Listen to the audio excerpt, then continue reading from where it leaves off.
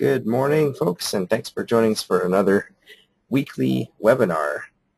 Today we're going to continue off with our journey of covering all the Bloodhound solvers to get you to basically learn the ins and outs of the system so you too can create fully automated trading systems from scratch, again, without having to code. So I've got up here my usual disclaimer, and I won't waste your time here, so I'll just make this relatively quick.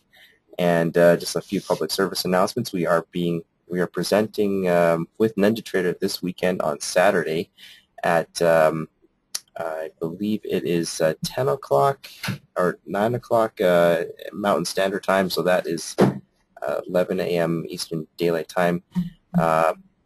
And the email from NinjaTrader comes out, should come out with that announcement. So just look for that, and we'll look forward to seeing you guys there. It's basically for people that are new to Bloodhound and want to learn the ins and outs of, or not sorry, the ins and outs, but what the benefits are of our software. Last week I had the pleasure of presenting the new features of Bloodhound. I'm just finishing up posting that to YouTube, so you can have a review of that if you missed that last week. But we went over some of the new function nodes and the NinjaTrader ATM, and today I believe, Zach, you're using the 1.06 version, which is still going to be released very shortly. So you'll be seeing kind of a new version of Bloodhound that hasn't been released yet. There's some minor changes in there, and again, I also demoed some of that stuff from last week with the NinjaTrader ATM, working with the auto trading strategy. So without any further delay, I'm going to pass the baton over to Zach here. We'll take it over, and here he is. All right. Thanks, Jeremy, and welcome, guys, again. Looks like there's a whole bunch of familiar names here. Let me just get my screen sharing here.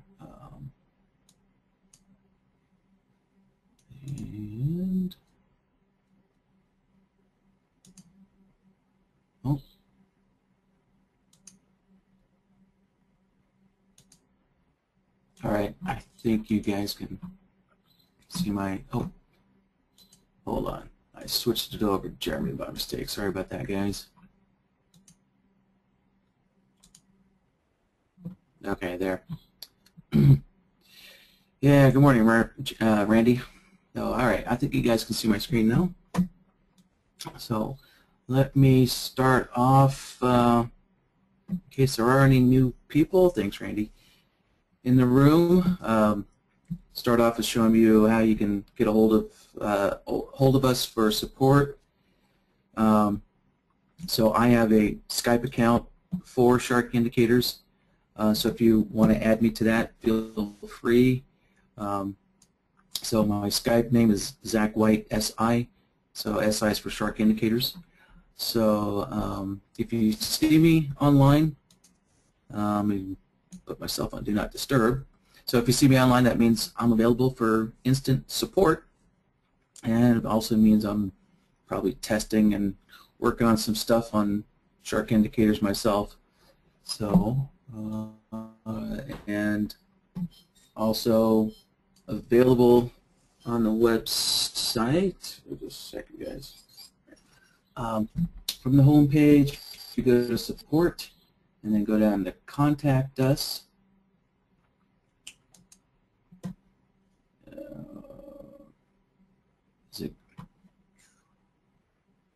There we go. So you can submit your questions here. To submit them in a help ticket by filling out this field. And if you have a problem that you'd like some one-on-one help with, you can use the book an appointment button there. It allows you to book an appointment with me. And also some other good resources is, we have some video tutorials, some documentation. The documentation has some examples, for every solver. And then there's let's go to the tips and tricks. This is essentially kind of like some tutorials of some commonly asked questions for some of the various solvers. And then we also have the recorded webinars as well. So, all right, so let me get going. I'm going to start off by answering a question that we just recently had yesterday from John Adams.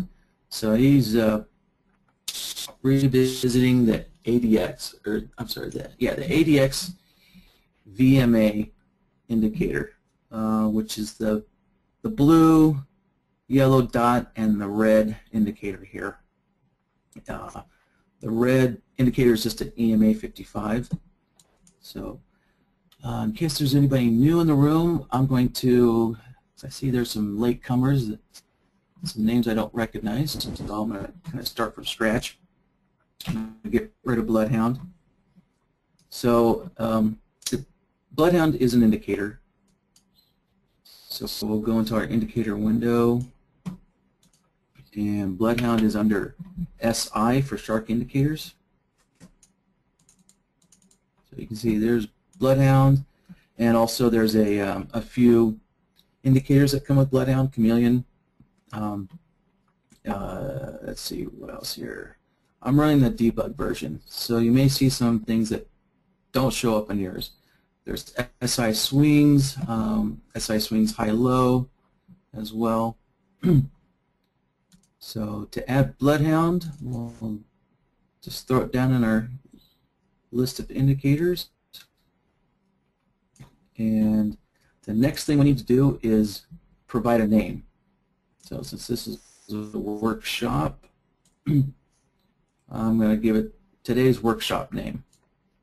So here's the Bloodhound interface. As you can see, here's the pull-down menu for the solvers. And you have the solvers list. You have a logic tab. And up here for putting a name in, I'm going to use the change button. And that will allow me to create a name and save it.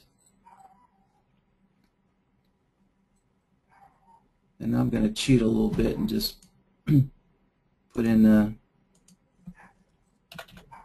name from a couple of weeks ago. Let's see, so today's the 5th, 9/5.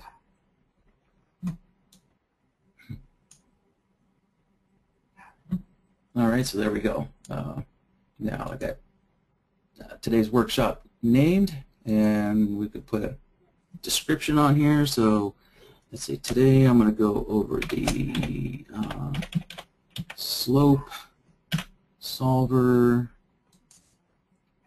Yeah, so today, let's see, 2 weeks ago I left off using with the inflection. So today we're going to go over the slope, the threshold, and the regression channel position. So I'll put threshold and regression channel position, and give it a description. Hit OK, and then hit OK again. And now Bloodhound's down here on the bottom, and you can see there's no output. And you'll also notice there's a button on the top of the chart now that shows the name of the template. All right, so you could be running multiple instances of Bloodhound if you wanted to. If you decide to build some kind of complex system, so you could have one version of Bloodhound showing your entries, and another instance of Bloodhound showing your exits if you wanted to. All right, so there's the first one I created, and here's the button for the second instance of Bloodhound on the chart. And you can see it has no name. So that is possible. Like I said, this is an indicator, so you can treat it just like any other indicator, add multiple versions, whatever your CPU, your computer can handle. All right, so I'm gonna try and answer John's question. I think what the root of John was getting to is I think John was trying to detect when the ADX VMA is either rising or falling versus when it's neutral. So let me bring up the Bloodhound window, and there's a couple of ways we can do this, but in looking, let me kind of expand the chart here to exaggerate.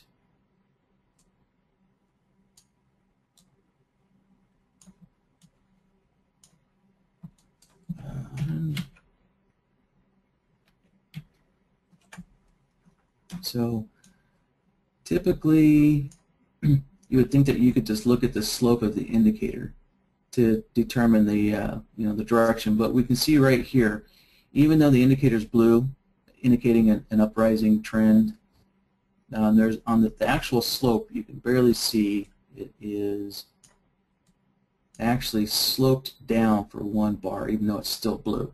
So just using the indicator slope solver wouldn't work in this instance.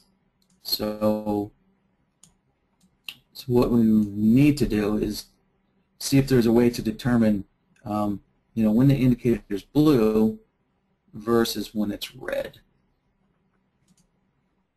And if I remember this correctly, I believe there is. And so what I'm going to use is the threshold solver, or I could use the comparison, but let's see. Yeah, I'm going to use the threshold solver here. So let me add it on here. And let me change my indicator over. And this is the the ADX VMA that I'm using. So there's several versions of this up on Big Mike's. So I'm using the one that's 1.5.2. I don't remember who the author is. Sorry about that. And so if I add this down here to the chart, so we can see that there's multiple outputs from this indicator. And look, I see here there's a signal. So it's a data series. So I'm gonna I don't remember what's coming out of this, so I'll kind of go through this and figure this out together. So I'm going to try and use this data series to determine when the indicator is blue or red, or in other words, long or short.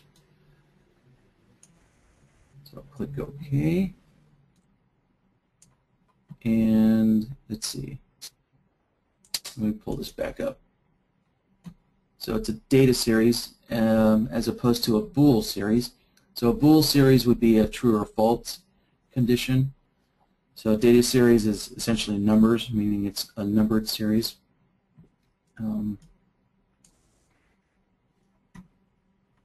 So I'm going to look for a threshold of being 1 or greater and -1 or less on the output. Let me open this a little bit more. Okay, so for the long, I'm going to assume that that data series is going to give me a 1 or greater when the indicator is blue or long. So I'm going to put a 1 in here for the output. And let's see. Not quite what I was expecting. So yeah, see, we can see when this indicator is sloping down, it didn't give us the value needed to still consider this blue as the indicator is painting it. So, so unfortunately, doing it this way is not going to work. So let me change the plot that we're looking at, or the output that we're looking at. So I'm just going to go use the rising and falling. So for longs, I'm going to look at the rising, and for shorts, I'm going to look at the falling. And yeah, there we go. So that's what I'm looking for. Yeah, so if we look at the chart, we can see that we're getting, Bloodhound's giving us a long output whenever it's blue. Yeah. Interesting, this indicator gave us a yellow dot, but at the same time it's blue through it. Anyway, so we can see even when the indicator actually slopes down, we're still getting a long output, which is matching the color. And here we can see there's a gap, there's a 1-bar gap. So the indicator doesn't, and Bloodhound doesn't give us a long there. So, and then for the shorts, to get the shorts, I need to put a 1 on the short output. So, and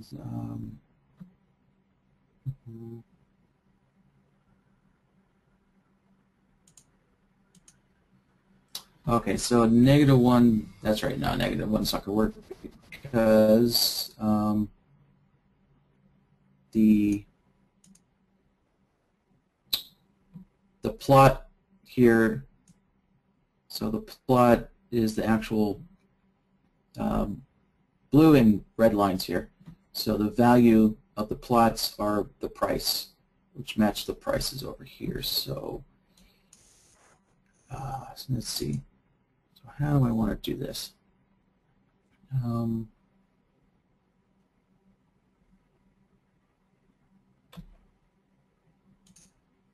Pretty sure. Let's see. That's not going to work. So,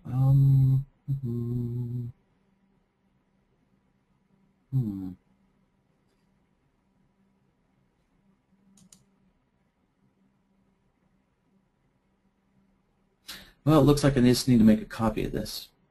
So let me set this to 0, set that to 0, and what I'm going to do is change the name here, ADX, VMA, and typically I use L for longs. I'm going to copy the solver and make this one a short. And set this to 0, and I can set the shorts to 1.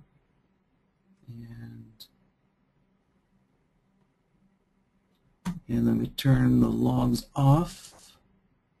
And there we go. So there's the shorts.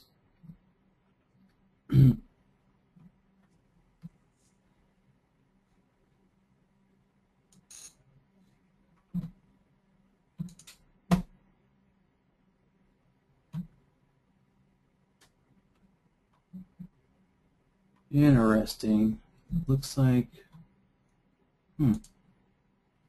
oh, let me check this real quick. Shorts, let's see.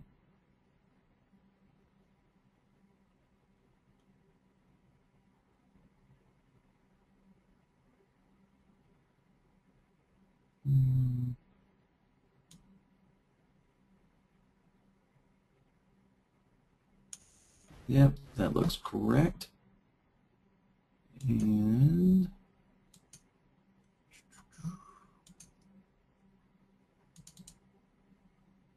set to 0.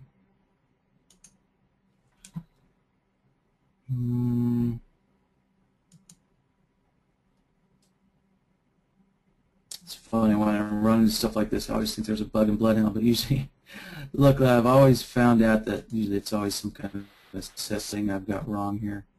And let's see.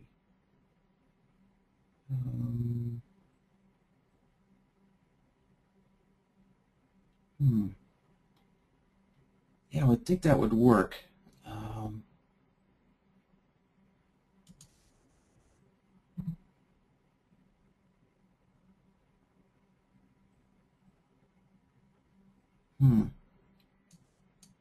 Now, not writing this indicator kind of puts me at a disadvantage.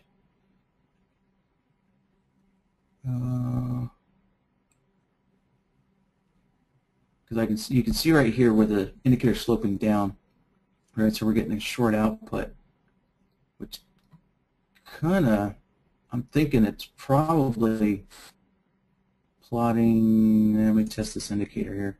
Looks like it could be plotting that red line underneath the blue line.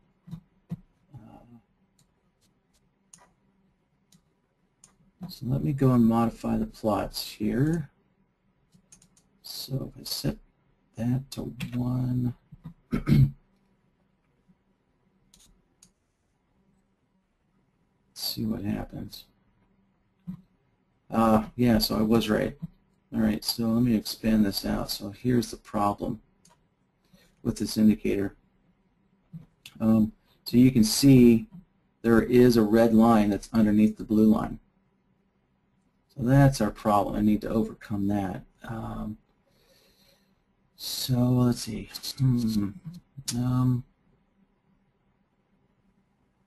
Wow, that gets into a little more complex logic there to overcome that.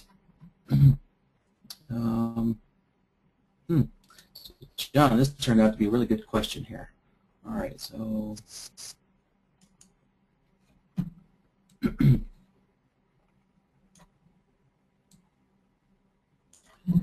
so I'm going to have to use some logic here so that, let's see, so that we don't get a short.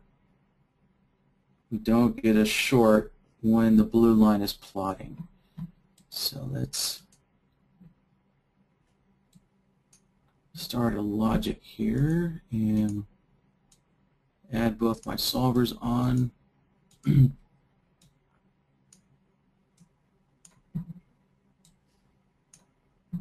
And let's see.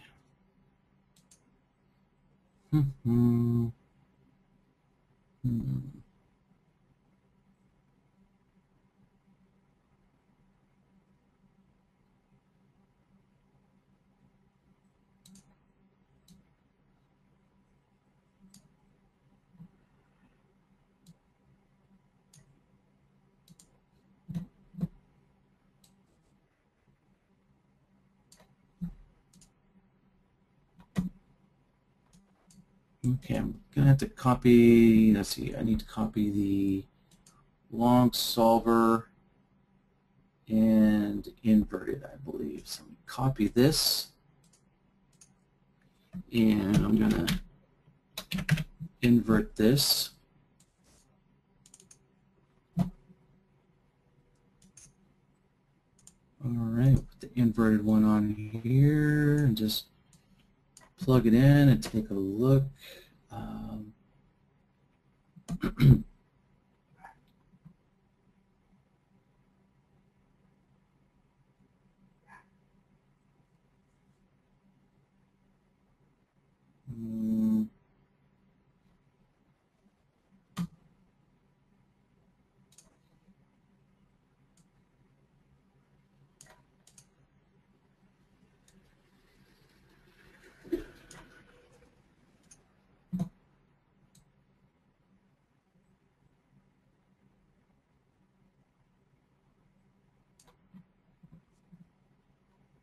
All right, so the longs are easy enough. All right, so it's getting the, let's see, yeah, getting the shorts not to plot when we have a long here. So,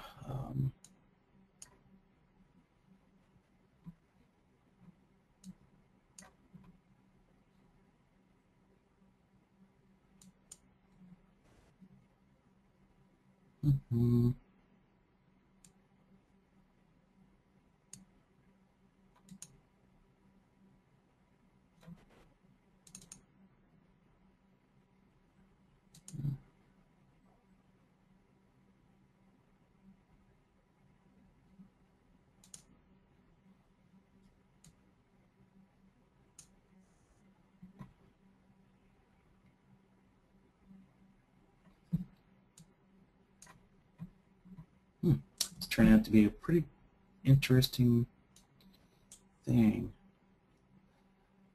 Wait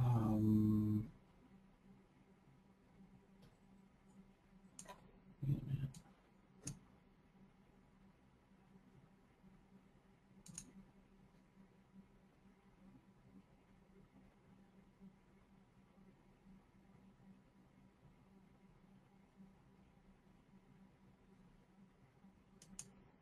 minute.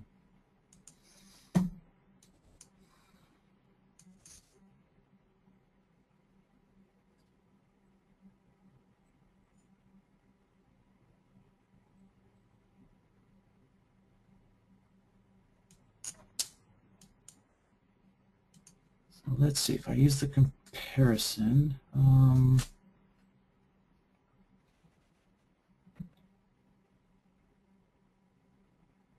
So if these are equal, all right, yeah, let me try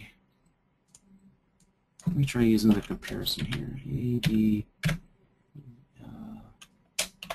ADX,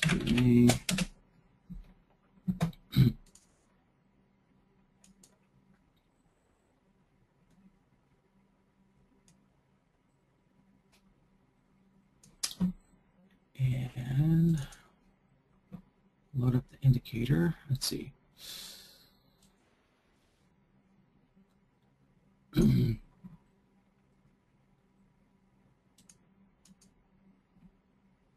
So I'm going to, okay, so I'm pretty sure that this data series here, the main plot, I believe is the value of this moving average as a continuous line versus being broken up into 3 different plots for the yellow neutral and the red falling and the blue rising. So I'm going to compare the continuous plot to the broken up plots. And the broken up plots being the rising and the falling. So let's see. So I'm going to look for them to be similar.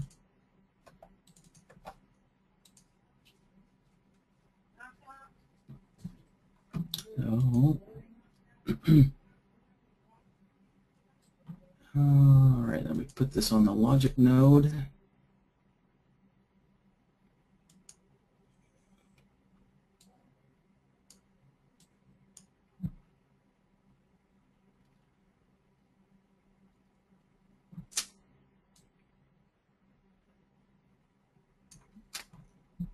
All right.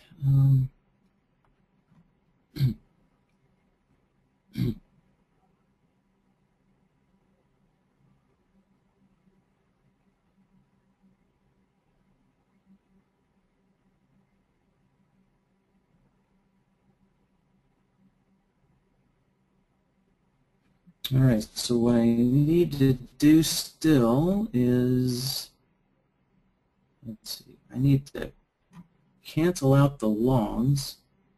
I need to cancel out the longs when we get a short plot.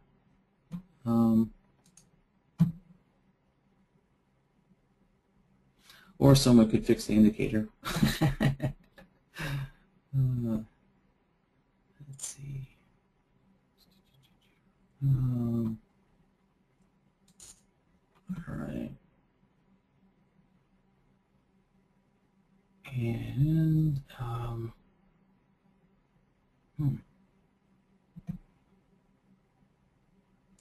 oh. Okay.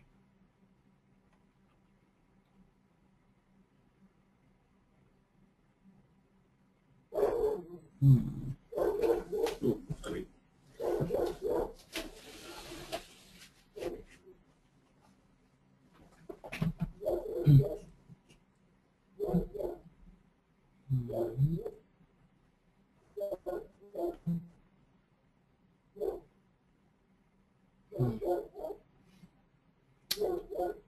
Well, John, this turned out to be a really good problem here, and risk of running short on trying to get to our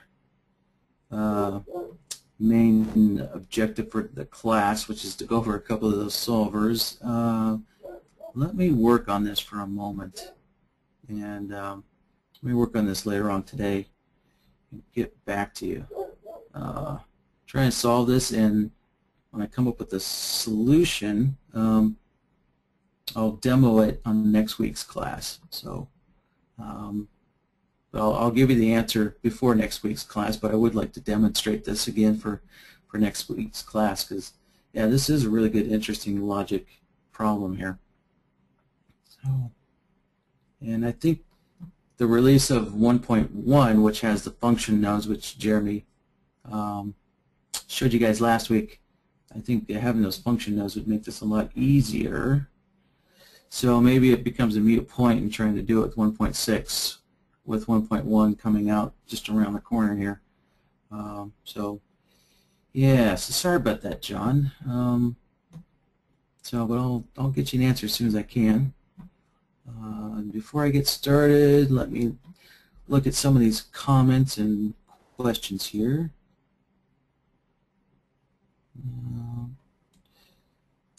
Let's see.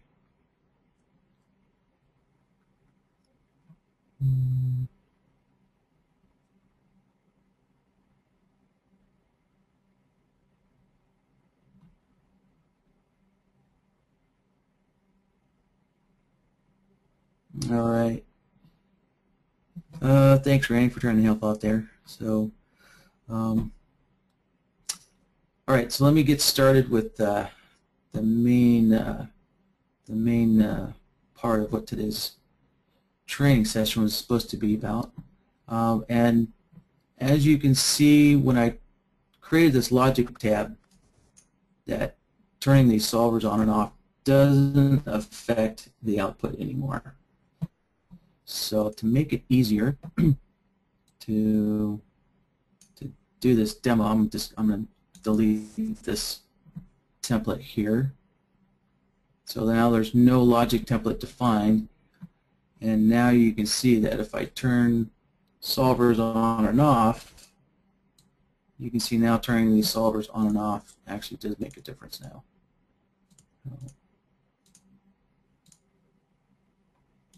Yeah. All right. And so we're going to start off today with the slope solver. Add that on there.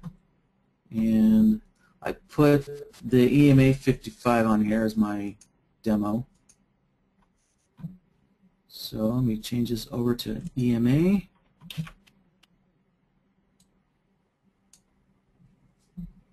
All right, so I got the EMA 55. And so it's simply enough when, let me shrink up the chart here.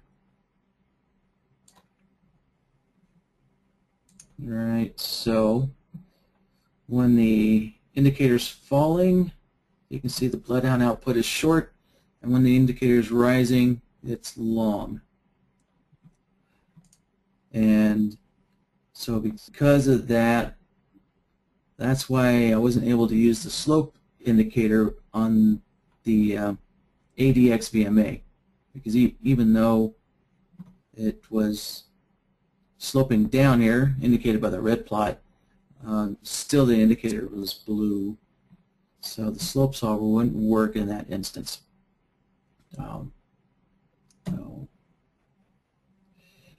And so now to get into the parameters here, so what this minimum slope and maximum slope allows you to do is to kind of filter out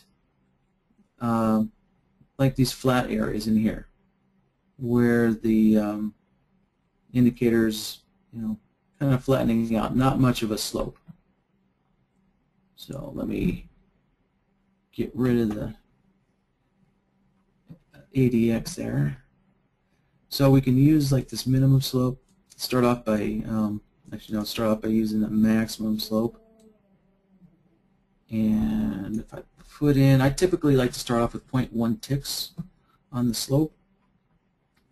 And because I want to use a slope value here to filter out, I'm only using the maximum. And so actually, yes, the default settings are correct. So at max and then greater than max. And so by using 0.1, we can see now, let me stretch the chart back out. You can see here when the indicator is kind of flattened out. In some of these instances, if it's really flat, there's barely an output from Bloodhound. And you can see depending on the slope, the output of Bloodhound varies a little bit. So, but it's not, the slope isn't strong enough to actually trigger the, painting the background there, or the racing stripes as we call it. So, yeah, it's kind of hard to see the threshold lines here, but you can barely see the green line there and the red line down below. So let me change those colors so it's easier to see on the black background. Change them to white. Change that to white. There we go. All right, so what I wanted to demonstrate here is that the white lines is the threshold line. So whenever Bloodhound's output exceeds the threshold value, that's when it paints the background. Right, so even though, like on this bar here, let's take a look. So we can see the output is 0.896. Right, so my threshold is set to 0.8 as default. And I can change that threshold value. So we can see here the long threshold and short threshold values is right now set to 0.8. So I could set the long to 0.9 on that. And you can see this one bar here now doesn't paint the background because the output is just below 0.9. So, so that's what the threshold does, is it controls when the background gets painted in comparison to Bloodhound's output value. So let me bring up the interface again, and to kind of get into some of the complex, some of the fuzzy logic here. So if I put 0.1 ticks on the minimum, and let me put something 0.3 ticks on the maximum, and what I can do is when it's at the minimum slope here, if you want to start using the fuzzy logic, I could put in 0.5 and 0.5, and let's see, and so you can see right here where it says less than minimum. So if the slope is less than 0.1 ticks, we can see that Bloodhound is essentially, you can see on the outputs here, if you can see this dotted white line going across, so that's 0.5. We can see here the value on the right-hand side. So we can see that the output of Bloodhound now is starting at 0.5. Right, so essentially what we're saying is if the slope of 0.1, if it's less than minimum, the minimum being 0.1 ticks, start at 0.5. And then from 0.1 ticks to 0.3 ticks, Bloodhound's output is going to vary from 0.5 to 1 on the output. So essentially what this did is it created a very narrow output range for this solver to Bloodhound. So the output for this solver is going to range from 0.5 to 1. So if you're using fuzzy logic, essentially what that did is that kind of created a strong importance for this particular solver. Once again, I always like to name these solvers so I know what they're doing.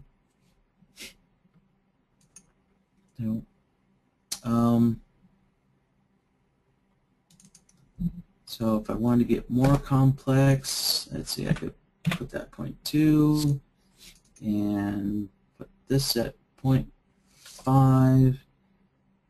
This is going to be kind of hard to see because we don't,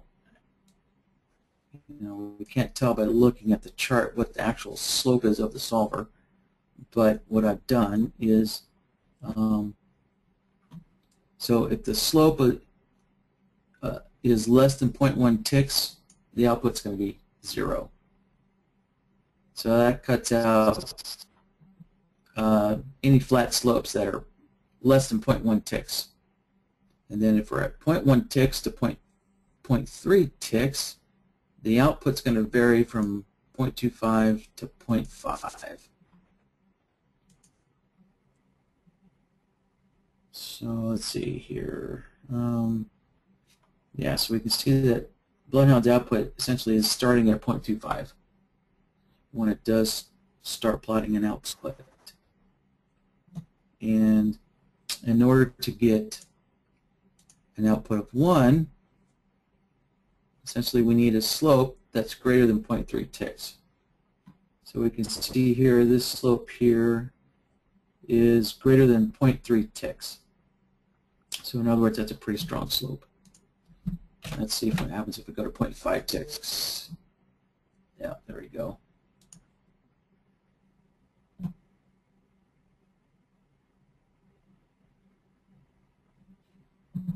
So you can use this, the slope parameters here, in particular the maximum slope. You can use that to try and determine when the trend is very strong. And if you've been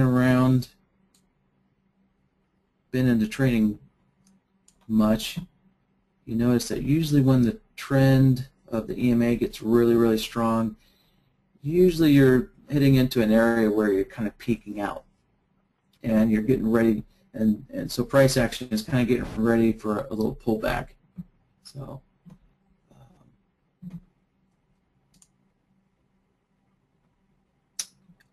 all right, so let me give a little demonstration of the output against direction. Essentially, if I put this on, it's just going to reverse the output of Bloodhound. So we can see here that now whenever the long output, which is the output in direction, because the indicator is sloping up, so we're getting a long for sloping up. So if I use against direction here, you can see essentially it's creating the opposite output for Bloodhound. So I'm getting a short output that's matching the long output when the slope is greater than 0.5 ticks. So essentially using the against direction gives you the opposite output of what the slope is of the indicator. So let me just kind of simplify this. Set those to 0.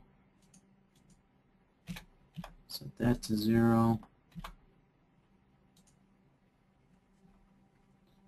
So now I kind of put this back into a default state of 0 tick slope, and I'm just using the output against direction. So now we can see when the slope is falling, now we're getting a long, and when the slope is rising, we're getting a short. There you go.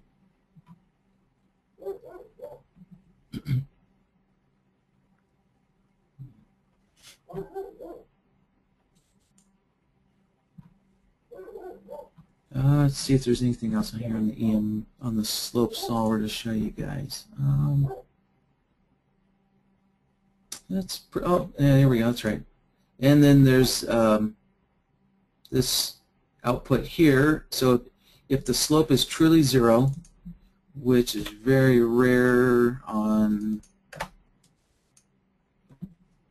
a larger moving average, pretty hard to find. Let me scroll through. Actually, I'll change my instrument. It's easier to find on like the ES because it has a much greater tick size. It's easier to find flat values.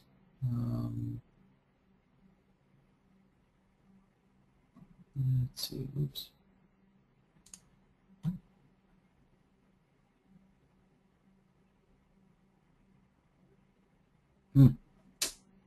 Wow, even through all this, there's no truly flat area. So let me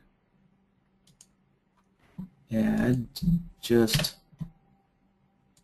the default SMA and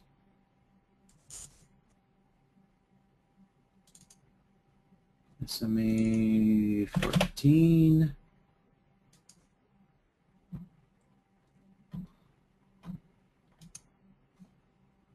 And add another slope solver on there. We turn that one off, and there we go. Set this to 1. Set these to 0. There we go. Okay.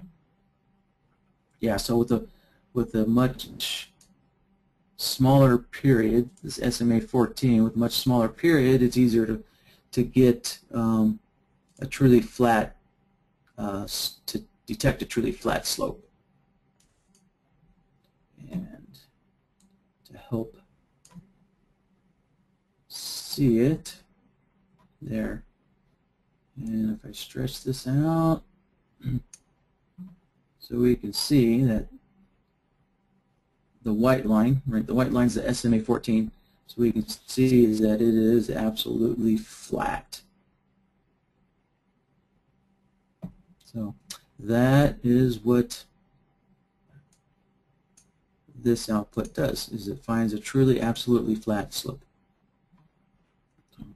And you can see there's a long and a short output. So because it's flat, right, it's non-directional, so you get both a long and a short output. All right, let me put my chart back to normal here. So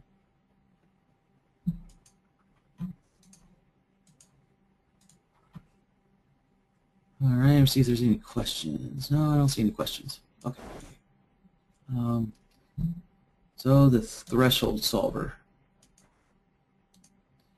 and this one's best demonstrated. So we can see the threshold solver has 5 threshold levels here, and so kind of the best indicator to demonstrate this guy is the stochastics.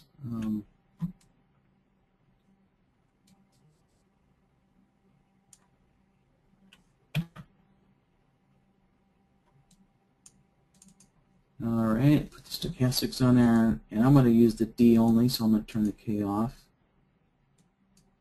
There we go, set that to transparent. Thicken the line up, make it easier to see. And I'll change the color.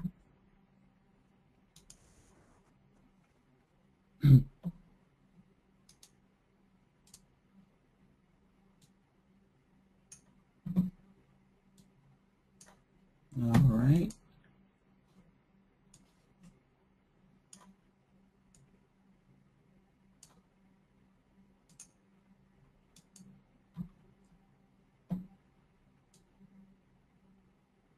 Okay, so we'll just kind of play around with this and take a look at how it affects the output here in real time.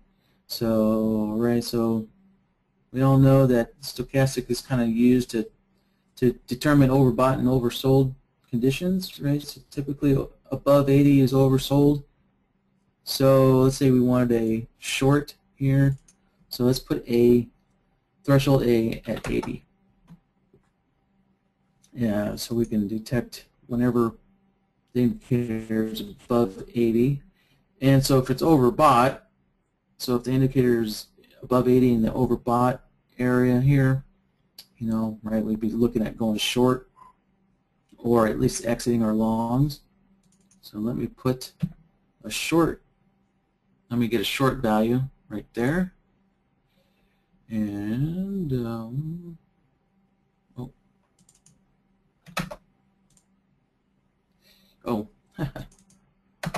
yeah, it would help if I changed the indicator, wouldn't it? All right, so let me put the stochastics in here. And we're going to use the D for the long and short. Okay, there we go. That's better. So we can see that the output here is varying, it's kind of like mirroring the indicator, right? And the reason why it's doing that is Bloodhound is interpolating between B and A, the threshold values of B and A, which is 0 to 80. Right? So as the indicator approaches 0, Bloodhound's output approaches 0, right? Because B is at 0 and our output is 0. So when the indicator gets close to 0, or threshold B, Bloodhound's output is going to get close to 0, or at B. So that's why that's occurring. Now if we wanted to turn it into a digital type output, where the output is either 0 or 1, what I can do is I can plug 80 into B, and there we go. And so what's happening is that when the indicator gets to 80, the output is still at 0. So between 80 and 0, which is B to C, so now B to Z is 0 to 0. So there's no interpolation between 0 and 0. And so then when the indicator gets to 80 or greater, then we have an output of 1. So that kind of eliminated the fuzzy logic part. So,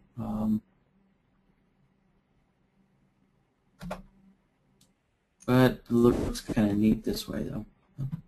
All right, so the next, let's say we want to look for longs when the indicator is in the oversold area or below 20. So let's put, I'm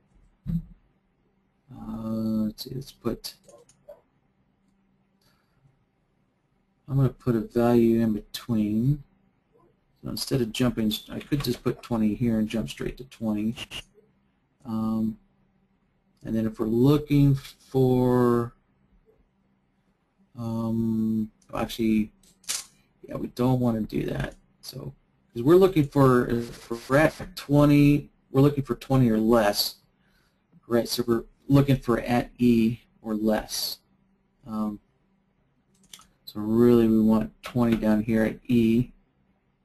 And for this, if you have zeros in between these two values, because they're both positive, right? 20 is positive, 80 is positive, it will mess with Bloodhound. It doesn't create a good interpolation. So typically, the best way to use this is you want to put a value in between. Let's go from, yeah, let's put 50 in there, 50 in there, and 50 in there. All right, so now you can see once we got a value in between 20 and 80, now we get the longs plotting here. So the way the thresholds work best is you put your lowest number in E, your smallest number.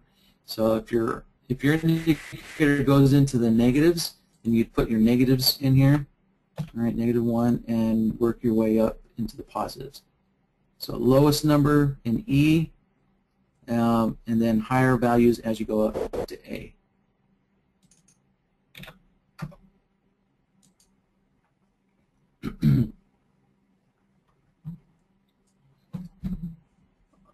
All right, so there we go. So now when the indicator is below 20, we can see we're getting our long output, just like that. And once again, if we wanted to create like a digital type output, I can put 20 at D. And there we go. It got rid of the long output that was right here and right in here. So if I put that back to 50, there's our long output again. And so once again, you can see you have all these outputs which are linked to whatever the threshold value is. So once again, we could get into some complex fuzzy logic. So if we wanted to look for something extreme like 90 there and 80 there, and let's put this to 20 and this to 10. Right, then I could start at 0.5, 0.5.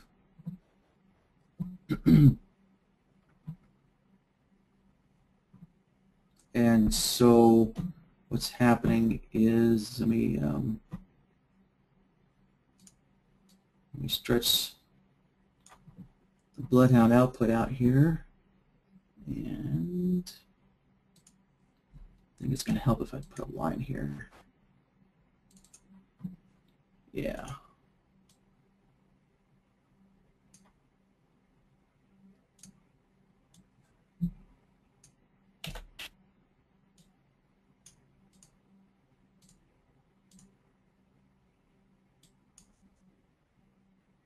So I'm putting a line here that's representing the 0.5 for the shorts. Let me put one here for the longs.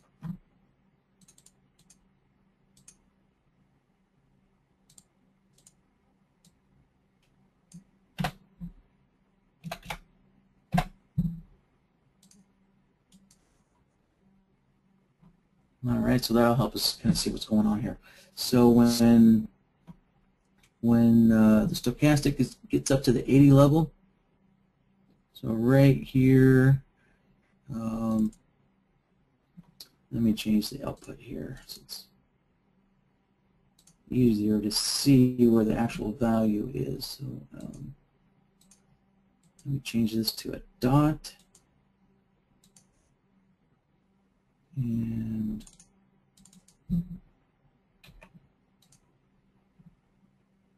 all right, there we go.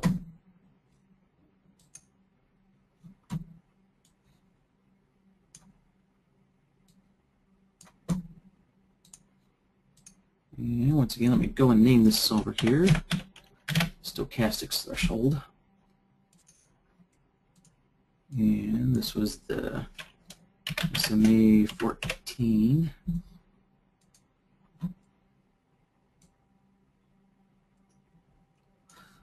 All right, so back to looking at these outputs here. So we can see at B, which is at 80, set to 80. And then for the short outputs at B, we want the output to be 0.5. So we can see right here, the stochastic is just above 80. I'll stretch that way out, just above 80.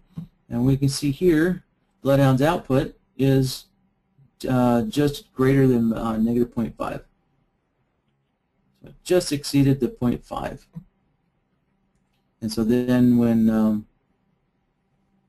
the output here gets to 90, so we can see 90 is right here where my crosshair is.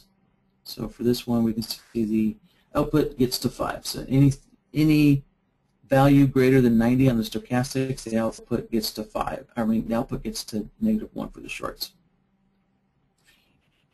And we can, let's see, so let's take a look at the longs here.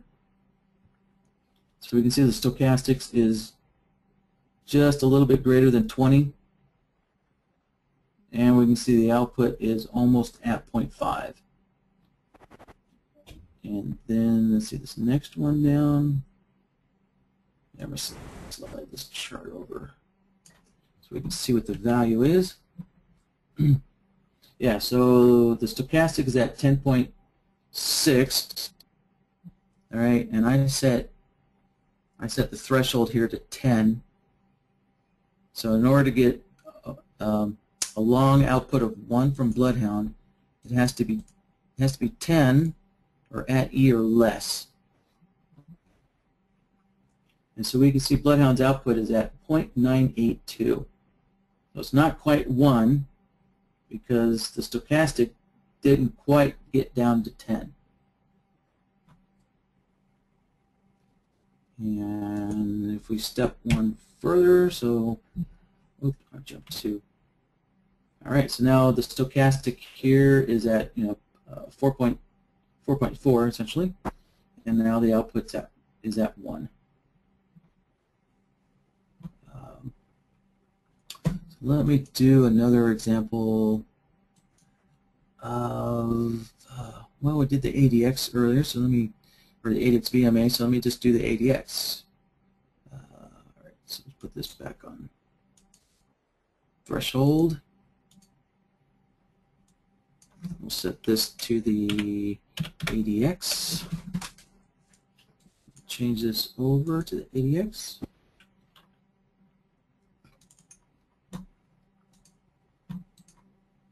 And shrink that down. Put the ADX on here. And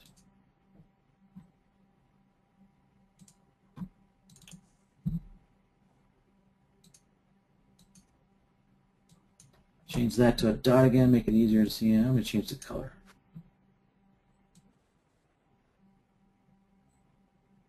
All right. There we go. Orange red.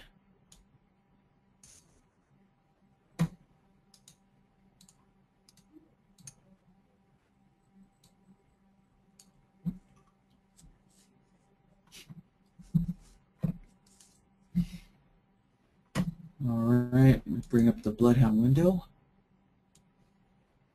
And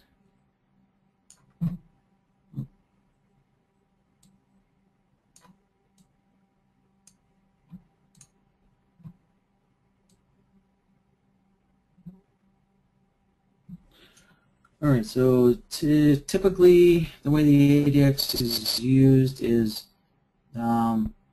we can see we have this purple marker on the indicator, so which is set to 25 and 75. So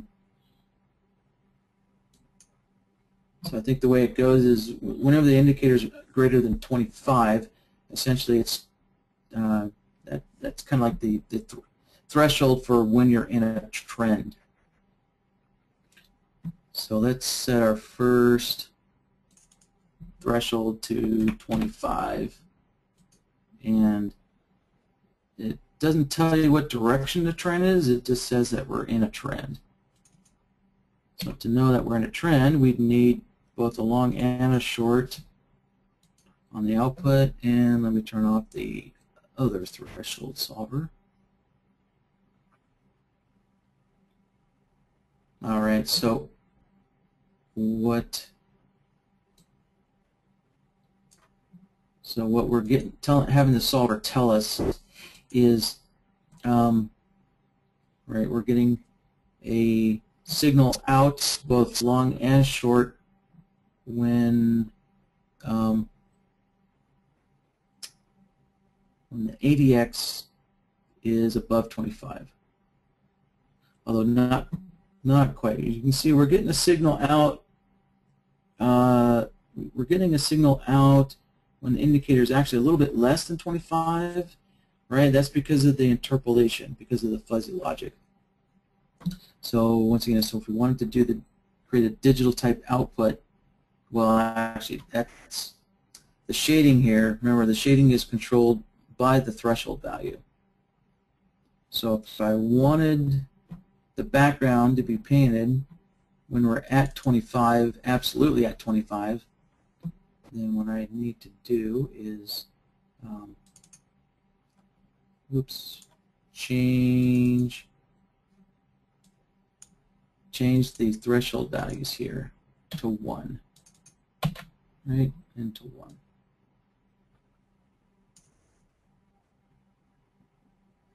So now we can see we only get a shaded background when the indicator is above 25.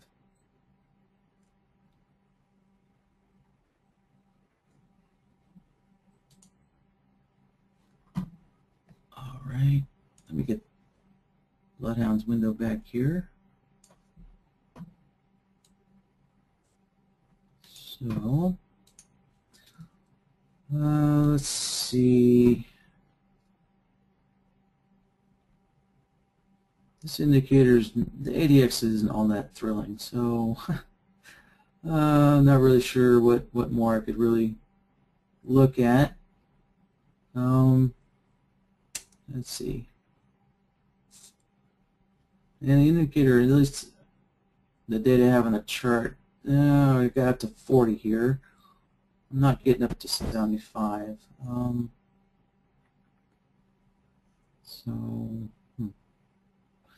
Let me use the threshold solver with the MACD, and we'll kind of try and find some extreme points on the MACD here.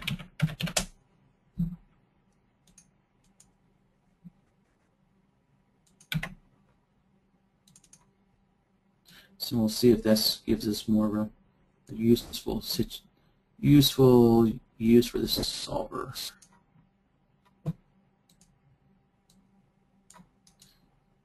All right, so let me put the MACD on the chart.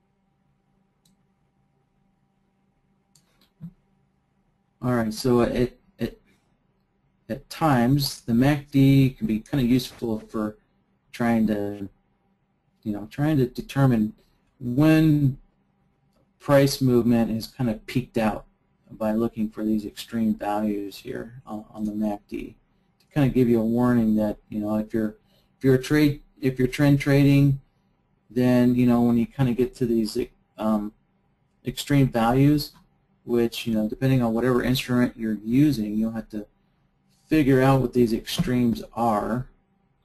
But we can use, and we kind of once you determine that through some research, then you can use the threshold solver to tell you when those extremes have been reached on the MACD.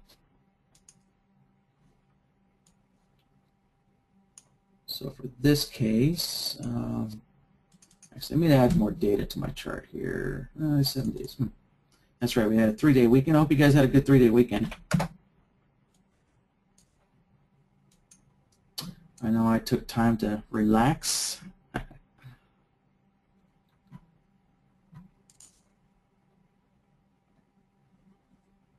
All right, I'm just going to scan through the chart here and see what kind of extreme values we're getting.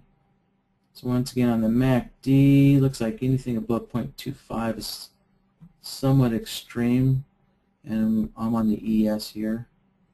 And on the downside, 0.15 seems to be kind of the extreme. All right, so let me pull up Bloodhound's window. And so we'll look for 2.5 on the long side and look for negative 1.5. And once again, I'm going to reverse these outputs.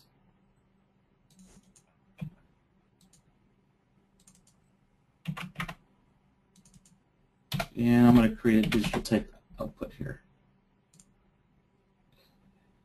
And let's see.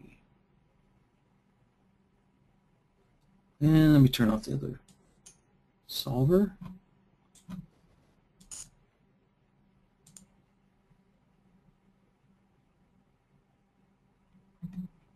Okay, so there we go. So whenever the MACD gets into this kind of extreme down movement, we're getting a long output from Bloodhound. So I would use this as more of kind of like a warning, looking for an exit, not an entry.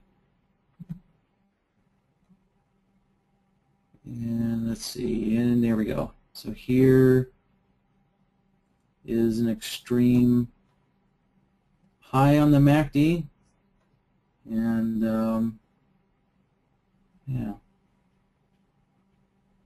So we can see in this short period of time that this works somewhat good in kind of picking out these areas of where there's going to be a retracement or sometimes even a pullback here. So pick the top there, kind of pick the bottom there, pick the bottom here, picked another bottom, and here didn't quite pick a bottom, but it kind of picked a period of consolidation.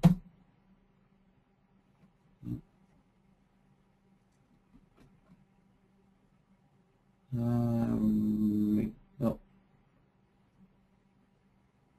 that's right. I'm on a 5-minute chart, so not too many bars on my chart here.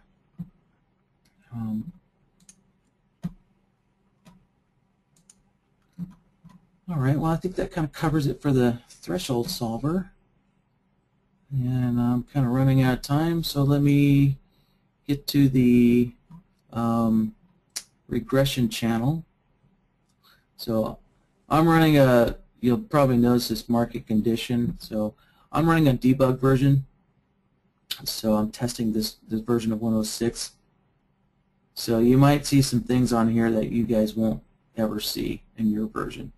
So this market condition isn't a solver. This is something that shows up in our debug version. So let's see. Okay, so there's the regression channel position. Well, I can get started on this. This is going to be a good one. And I was actually going to use,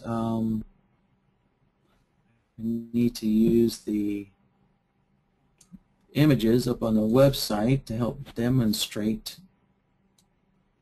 what the solver is. Now, let me add this to the chart. So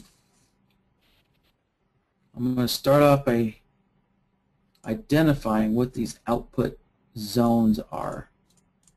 All right. So to do that, I'm going to go to the website, and I can go to, so under Bloodhound, you see there's Learn Bloodhound, and also under Support there's Learn Bloodhound.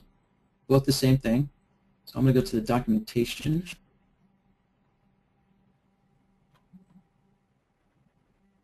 Let's wait for that to load up there.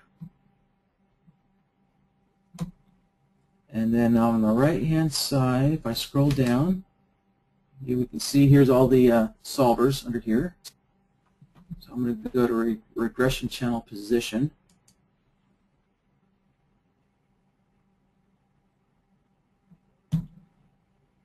And let me scroll down. And so here we can see the first example, example 1, the basics. You can see I've got two pictures here. So you can see one's labeled long output, another one's labeled short output. So let me bring up the long output. So we can see zone A is above and beyond the upper channel line. So the solid line here is the midpoint, the midline, and the dashed line is the upper channel line, and this one down here is the lower channel line, and so we can see all the various zones. So right, zone A, and then so between the midline, which is the solid line, and the upper line, the dashed line, you can see that has been broken into 2 zones. Right, so it's been kind of like broken into a quarter. So let me get move over to the chart, and I'm going to add the regression channel to my chart, and I'm going to use the ANA one. This is very nice coding work by this guy. And I'm going to turn down the thickness of those lines. All right. Oh, yeah. Let me make my regression channel a little thicker here. All right. Set that to white. Dots. Put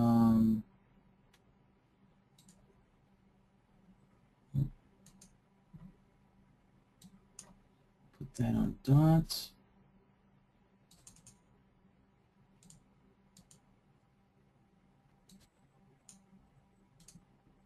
So I'm going to make this really easy to see. 2, okay, then the midline.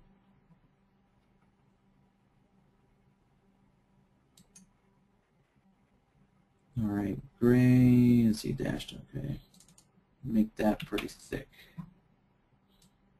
All right, let me see how this works out. Okay, yeah, that's fairly easy to see.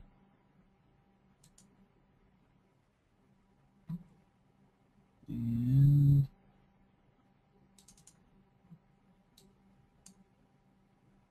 I'm going to set this auto scale to true. All right, so setting this auto scale to true, you can see how the upper channel line went out of the chart. So now you can see, there we go. Now we got the whole channel in the chart. So I'm going to bring the website back over here.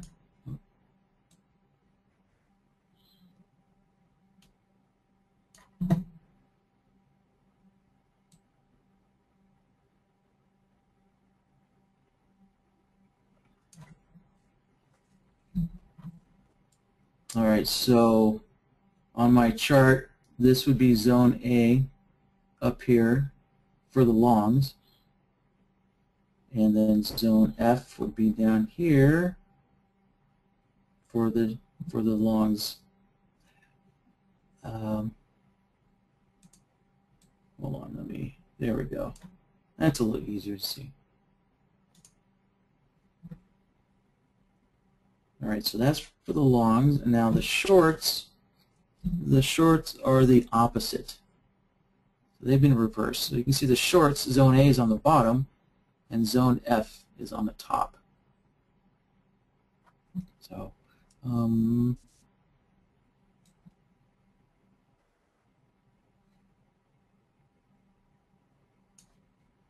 right, so let me bring Bloodhound back up. And we'll start playing around with the output here. So let me just zero these all out.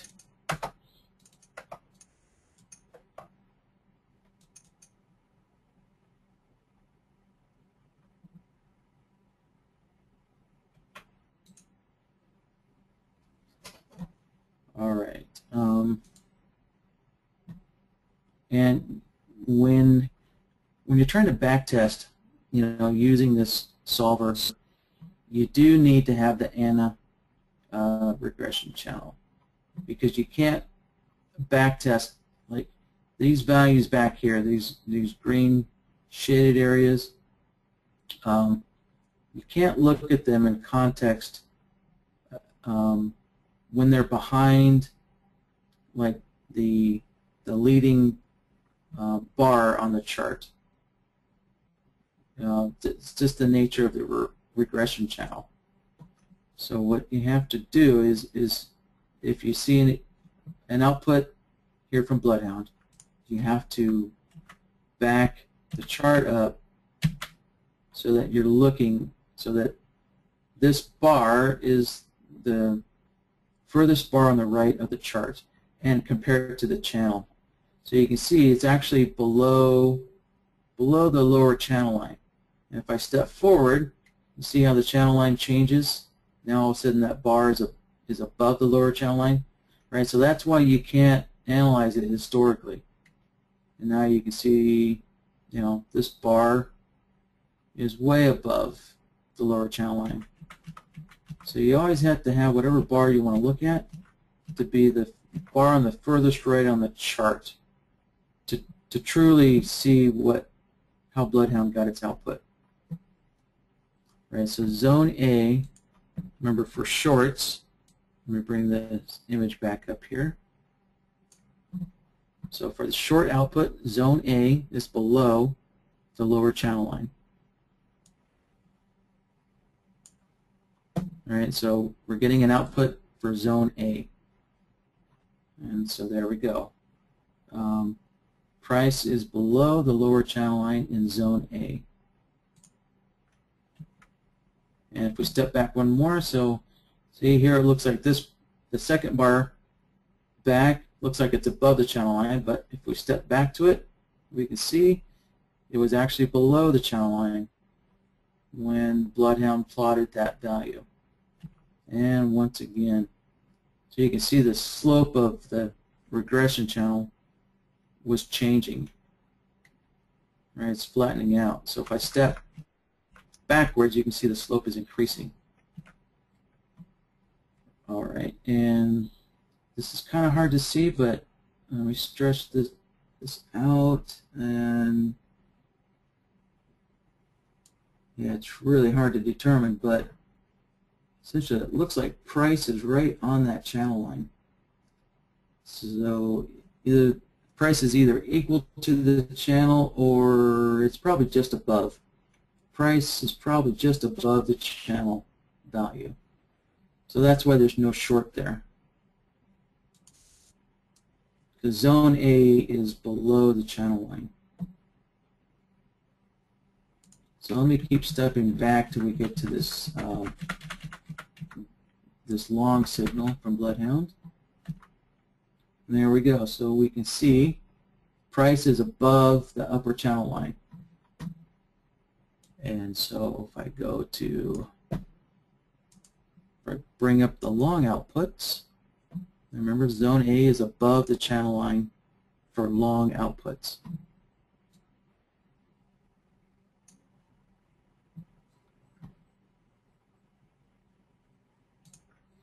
And we step back one more. There we go. We can see the closing price was above the channel line. And oh, it looks like I don't have my channel periods matched up. So let's see. That's right. Bloodhound is using a period of 50 and a width of 4. And I don't think I matched my indicator to that. Let's see, 50. Oh, okay, so the width isn't matching. Let me change the width to 4. Yeah, there we go. So now we can see that price is just below the channel. So yeah, so if I step forward, remember one of these looked like, yeah, I think it was that one. There we go.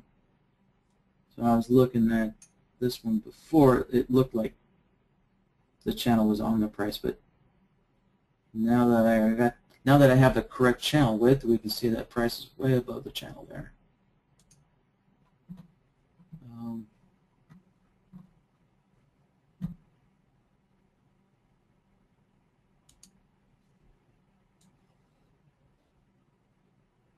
So that's kind of simply it in a nutshell. You know, I could use some fuzzy logic here, like I could put 0.5 on there and start. You can see the output now is varying from you know, 0, no output, to 0.5 to 1. So as I step through this, you kind of make the bars a little bigger. There we go. right? So price is within. So now we have 0.5 in zone B. So zone B is going to be this quarter of the channel just above the lower channel is going to be zone B for shorts, and then for these longs it's going to be just below the upper channel line for this upper quarter. So if I scroll over, let's see, yeah, so we have the output of Bloodhound is 1 because we're in zone A here, and this next bar is in zone A, and if I step one back, so we're just below the upper channel line, so we're in zone B, so we have a 0.5 on the output. So 0.5, 0.5, right?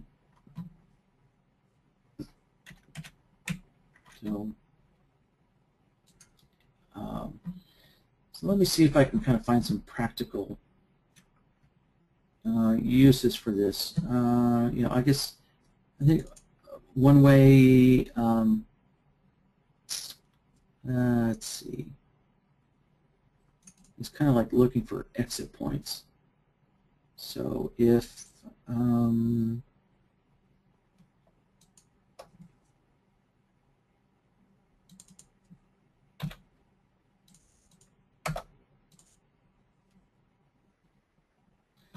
I look for zone F, then I can see that when price gets down to the lower channel, it's giving me a long. Right? So I can say, you know, price. So yeah, typically if price action is not in a strong trend, then when price gets to either the upper or lower channel, right, you're typically looking for a bounce. So those are kind of good places to exit your trade. And we can see right here, that was a pretty good exit point right there. So if you were short, you know, this would be a good exit point, you know, or a long to exit.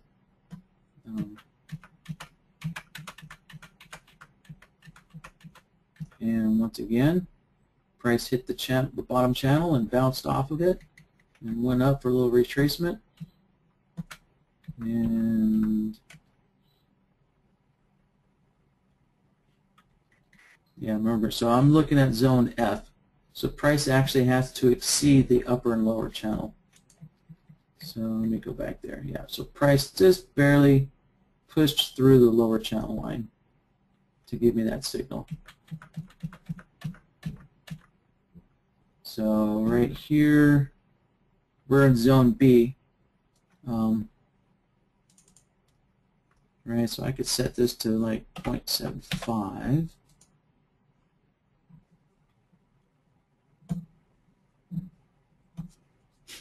And so I'm getting an output, but I'm not getting a signal, because remember I changed my threshold values.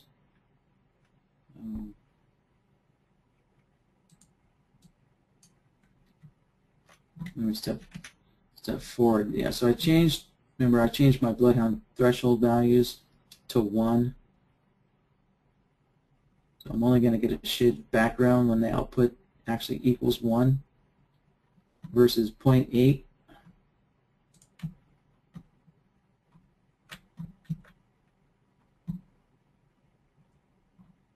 Right, so now so we can see all these bars along in here are in zone E, so kind of giving us a warning that there could be a pullback coming.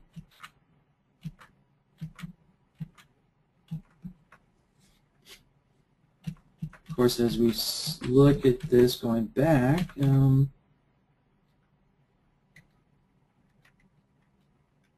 right, so there was a pullback.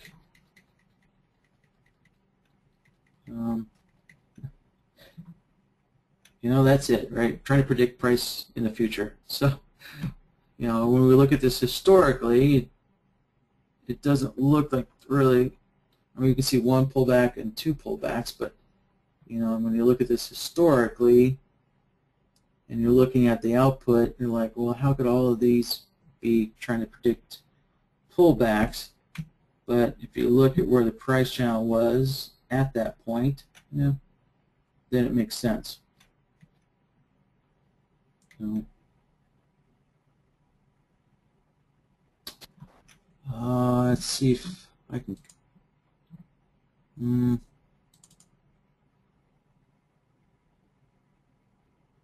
Let's see. I guess you could use this solver in combination with other things like maybe the ADXVMA or a moving average, and looking at the slope of the moving average in combination with like where price is in regards to the position of the regression channel. So there we go. So we can see here what I did is I set zone C and D, which are the two zones in the middle. So let me bring the image back over here. So the two zones, zone C and zone D, are in the middle.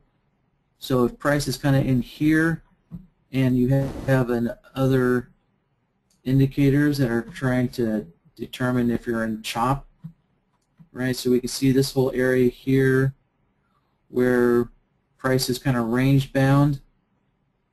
Right, this solver was, you know, trying to kind of predict this kind of range bound chop stuff, and then as soon as we get into a trend, there's no output. So what I've done is I kind of set the solver up to try and be a component for determining when price is kind of chopping around.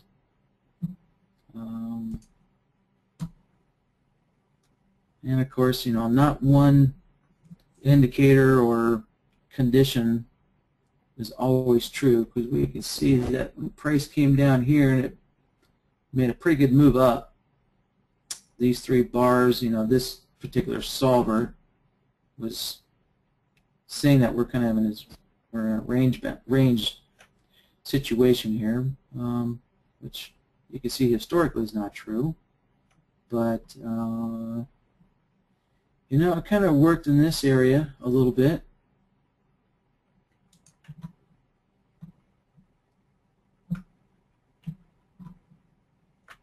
You know, so other things I guess you'd want to look at is you could look at the slope of the regression channel as well, just kind of figure out if price has been range bound. However, the regression channel is definitely a very lagging indicator, not a leading indicator when you're looking at the slope. Yeah, when you're looking at the slope of the channel, it's definitely lagging a lot. So probably looking for, you know, price bouncing off the channel line is probably a better leading use for this indicator. So, but once again, if you're in a strong trend, that's where this indicator that's where this use of this kind of falls apart. You can see we're in a strong downtrend, and let me set this back to looking for zone A. Oh wait, actually, zone F. So, well, actually, it did pretty good here. So look, it found this little pullback area. So it wasn't a reversal because of the strength of this downtrend, but it did spot this as a little pullback area of retracement. There we go. So here's kind of where it failed. So price was so flat for so long that when it did finally get into a downtrend, you know, the downtrend discontinued, and then there was no retracement for several bars. So here's kind of where it fell apart. So,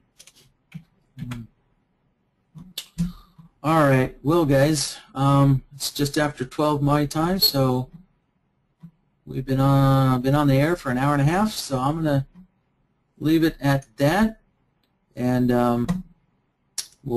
next week we'll pick up with the, I believe it's the regression channel. Let me stretch this out here. Regression channel width. Yeah, so we'll pick up with the regression channel width. And well, actually, we'll start off by I'm gonna get back to the ADX VMA situation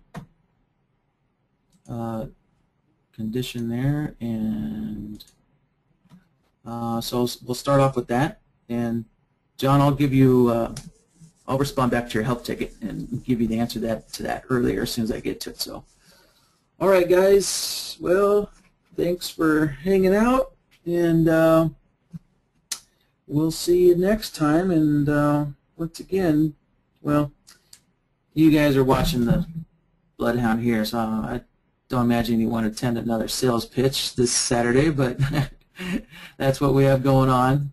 So if you know anybody who you think could benefit from Bloodhound, you know, we'd greatly appreciate it if you'd send them to our Ninja Trader webinar this weekend for our little sales pitch. All right. So, Jeremy, any last words? No, but thanks everybody for joining us again this week. And I just want to add one last thing. A couple weeks ago, I sent out the a link to version 1.06 beta, and any of you guys that have tried it out and maybe used it and have some feedback for us, don't be shy and just hit us up on the support forums, and we'd be glad to hear what you think of it. So I guess that's pretty much it. So we'll see you guys next week or this weekend if you're going to be attending. Thanks, everyone. All right. Thanks, guys, and don't be afraid to hit me up for support, so don't get stuck on anything. All right. See you next week.